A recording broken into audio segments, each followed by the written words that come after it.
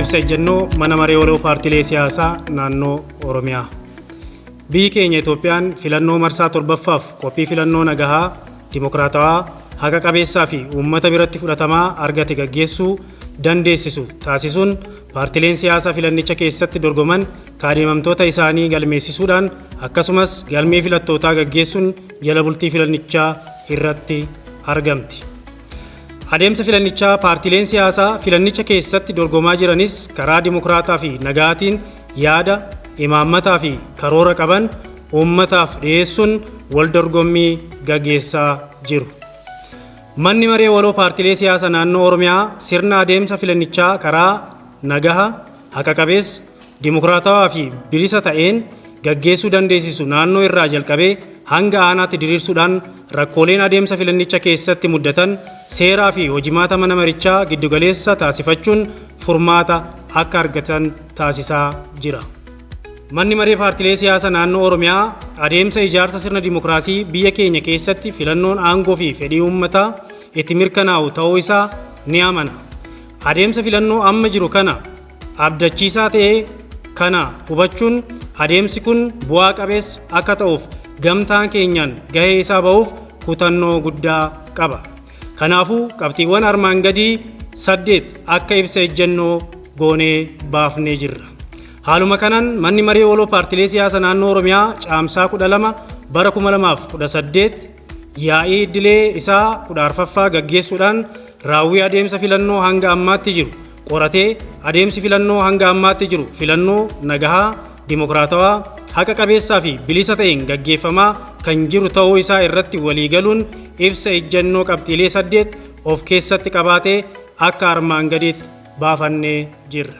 Tokkoffaa, bakka bu'oonni miseensa mana maree waloo paartiilee siyaasaa naannoo Oromiyaa filannicha karaa nagahaa, bilisa, haqa qabeessa akka ta'uuf gumaacha taasisaa jiraniif galatoonfachaa namoonni siyaasa tokko hojimaata mana maree keenyaan karaa wal faalleessuun akkasumas haala qabatamaa fi dhugaa naannoo keenya waliin karaa wal faalleessuun ibsa haqa qabeessa hin taane baasuun kan mul'atu waan ta'eef adeemsa dhugaa maleessa ta'e kana sagalee guutuun ni balaaleffanna.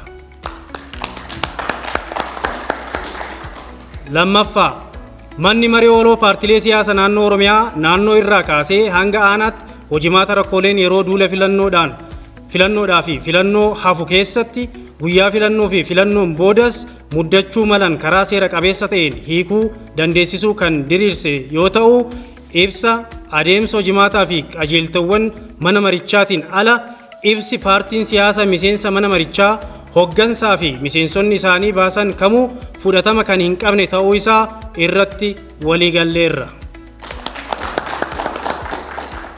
Sadaffaan, milkaa'inni adeemsa filannoo hanga ammaatti jiru gahee waloo ta'uu isaa kan abdachiisaa ta'ee fi raawwiin isaatis kan nu gammachiisu ta'uu isaadha. Waan ta'eefis adeemsi gaariin hanga ammaatti jiru caalmaan cimee itti fufuun filannicha karaa nagahaan akka xumuramu qaamoleen hundi gahee keenya ni baana. Arfaffaan, yeroo duula filannoo fi guyyaa filannoo yaadaa fi mariiwwan siyaasa karaa nagaa fi tasgabbiidhaan qofa dorgomuuf ni hojjanna. Haasa'a jibbiinsaa fi gocha nagaa booressu kamiyyuu tokkummaan ni balaaleffanna. Shanaffaan, heeraa fi seera akkasumas naamusa kabajuu walqabatee seerota filannoo qajeeltawwanii fi seera naamusa paartiilee guutumatti kabajuudhaan adeemsa filannoo keewwata seeraa keessatti qofa akka raawwatamu hordoffii cimaa ni goona. Jahaffaan, iftoominnaa fi furmaata waloo cimsuudha. Adeemsa filannoo iftoominnaa kan qabuu fi walqixxee ta'uu isaa mirkaneessuun qaamolee dhimmi ilaalu waliin dhiyeenyaan ni hojjanna. Rakkooleen yeroo muddatanis mariidhaan hiikuuf koreewwan gamtaa keenya cimsuudhaan furmaata waliinii ni barbaanna. Torbaffaan, milkaa'ina adeemsichaaf gahee qaamolee hundaaf waamicha dhiyeessuun walqabateeti. Filannoon kun akka milkaa'uuf uummata keenya nagaa eeganii irratti akka hirmaatan qaamolee filannoo raawwachiisanitti amantaa qabameef akka baatan akkasumas paartiilee siyaasaa birootti gahee isaanii kan nagaa fi dimokiraasii akka baatan waamicha ni dhiyeessina.